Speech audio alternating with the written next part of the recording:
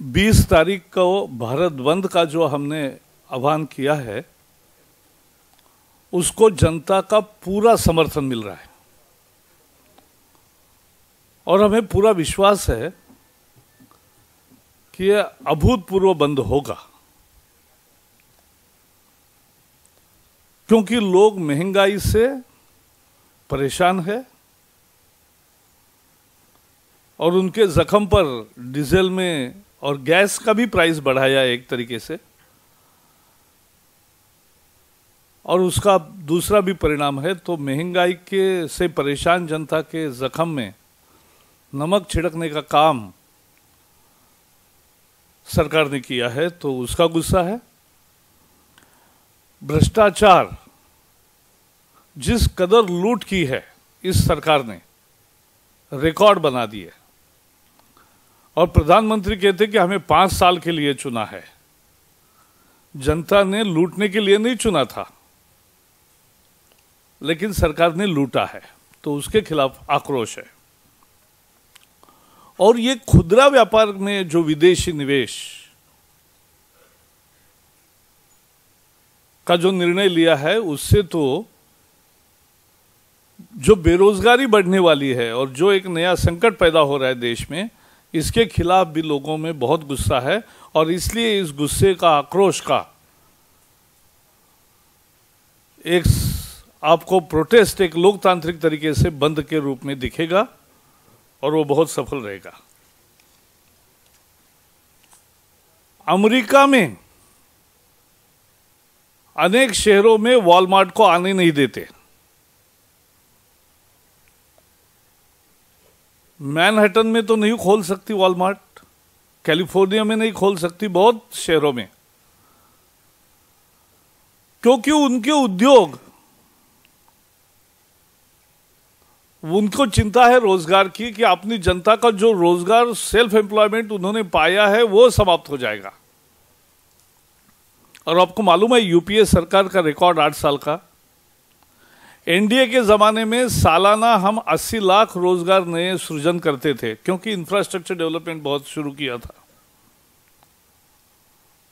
80 लाख जहां हम करते थे हर साल नए रोजगारों का अवसर, यहां तो 20 लाख नए रोजगार केवल अवसर हो रहा है।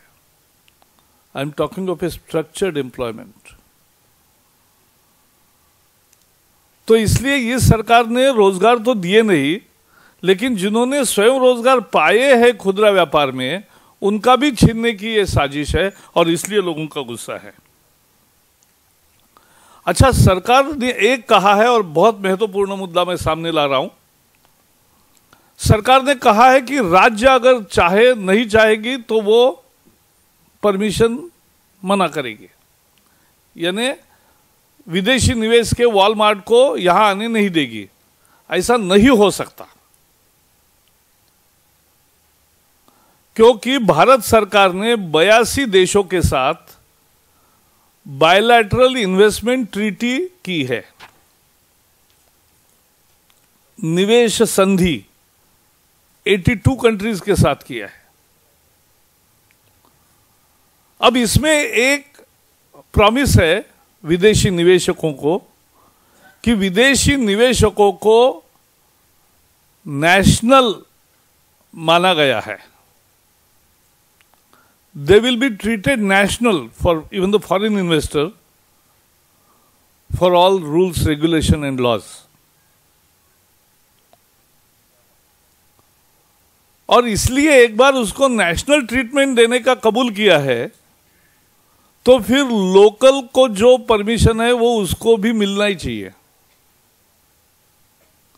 अगर भारत का निवेश करने वाला रिटेल चेन अगर किसी भी प्रदेश में जाकर, राज्य में जाकर दुकान अपना लगा सकता है, तो वॉलमार्ट को ये रोक नहीं सकते, क्योंकि इनकी संधि है केंद्र सरकार की 82 कंट्रीज के साथ, और वो उस इन्वेस्टमेंट ट्रीटी में उनको नेशनल ट्रीटमेंट देने का वचन है। और इसलिए उनको ऐसा स्वदेशी निवेशक को जो बंधन नहीं है, वो विदेशी निवेशक पर नहीं आएगा। और इसलिए ये जो कहना है, और बहुत राज्यों को भी सबको लगने लगा है कि भाई राज्य तय करेगा आपने यहां खोलेंगे नहीं खोलेंगे, ऐसा नहीं होगा। जब ये ऐसी इस प्रकार की 82 संधि नहीं हुई थी, तब भी जब कॉरपोरेट रिटेलर्स नाम का एक ब्रांड है, उनकी दुकान खोलने को केरल सरकार ने मना कर दिया था, तो वो फंडामेंटल राइट का केस करके कॉरपोरेट रिटेलर्स को हाई कोर्ट ने केरल सरकार के निर्णय को खारिज कर दिया था। तो इसका मतलब यह है कि आपके केंद्र सरकार ने जो संधि की है सभी देशों से, और उसमें अमेरिका, यूरोप के सभी देश इंक्लूडिंग इटली एंड बाकी सब जहां से लोग आने वाले हैं, ये चेन्स, तो उन सबको इस तरह से रोके सके कि क्या आज भी डिपार्टमेंट को या मंत्रालय को इसका पता नहीं है और नहीं रोक सकेंगे, ऐसा लगता है। अच्छा, कोई भी इस तरह का जब निर्णय करती है सरकार, तो यूरोप ने अचानक नॉन यूरोपियन एयरलाइंस पे एविएशन टैक्स लगा दिया, शिपिंग के टैक्स लगा दिए। यूरोप के साथ हमारी संधि एफटीए की निगोशिएशन में सबसे बड़ी बाधा है कि एग्रीकल्चर में वो बहुत ज्यादा सब्सिडी देते हैं, तो हम कॉम्पीट नहीं कर पाते। यानी हमारी जो मांगे हैं उसमें से वो कुछ नहीं पूरी करेंगे, और उनकी जो मांग है वो हम पूरी करेंगे। क्या ये टाइम और बाकी न्यूज़पेपर ने जो प्रधानमंत्री को अंडर अचीवर कहा और ये सब कहा, उनके खिलाफ लिखा, उसका परिणाम है कि तुरंत एकदम यकायक, जैसे नरेंद्र मोदी जी ने कहा कि एकदम सिंघम बन गए और तुरंत उन्होंने दे दिया है परमिशन। तो ये एफडीआई रिटेल आज के स्थिति में देश के हित में नहीं है, और इसलिए हमारा विरोध है। अब डीजल की जो मूल्य वृद्धि है उसके बारे में तो सरकार या कांग्रेस कुछ बोल नहीं सकती, केवल इतना ही कहते क्या करे, अंतर्राष्ट्रीय बाजार में दाम बढ़े है इसलिए बढ़ाना पड़ता है। लेकिन इसलिए उन्होंने अपने ही पैसे से, यानी हमारे पैसे से, लोगों के पैसे से आज सभी पेपर में इश्तेहार दिए हैं। Quarter page advertisement has been issued by the government to explain why they had to make the prices of diesel, why they have to make increase in the prices। और वो बहुत कारण सही नहीं है।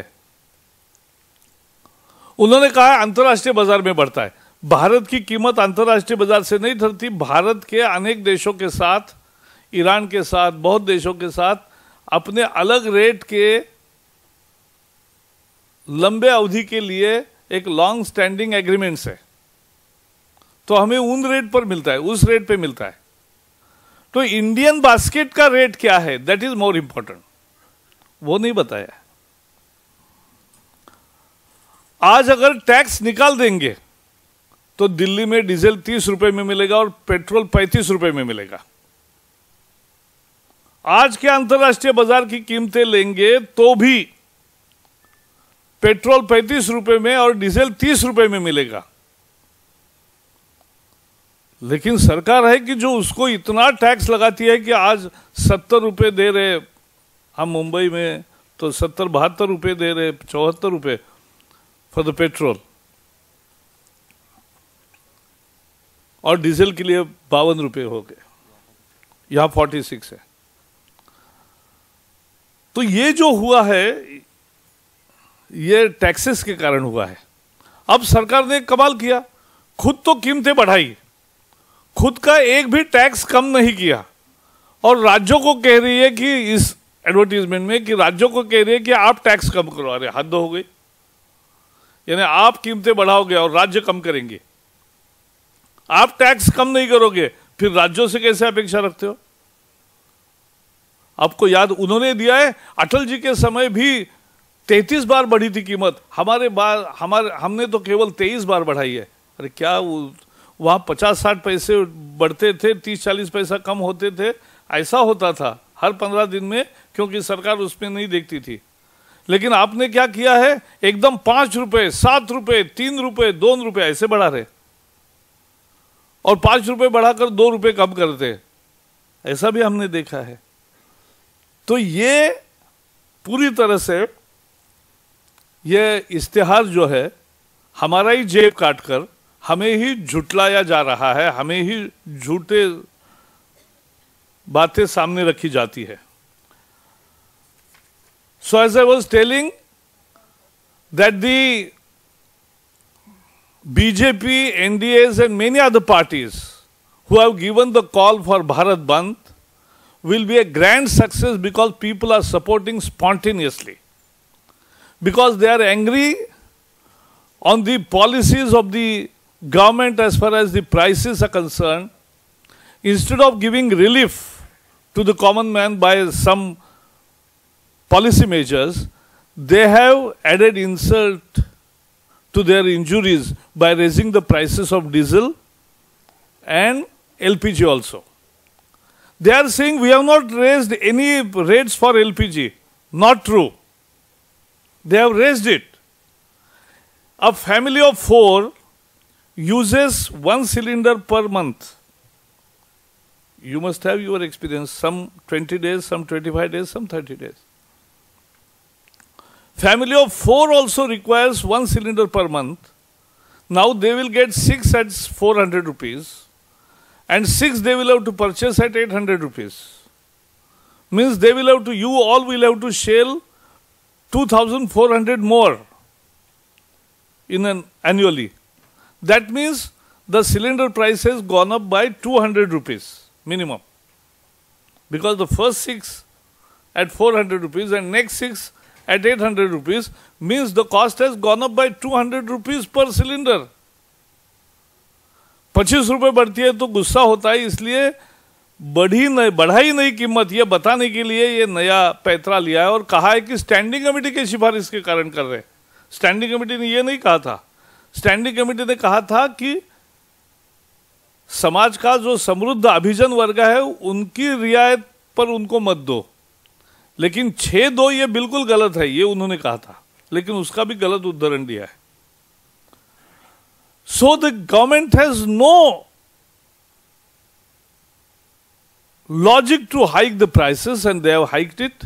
If there would not have been taxes,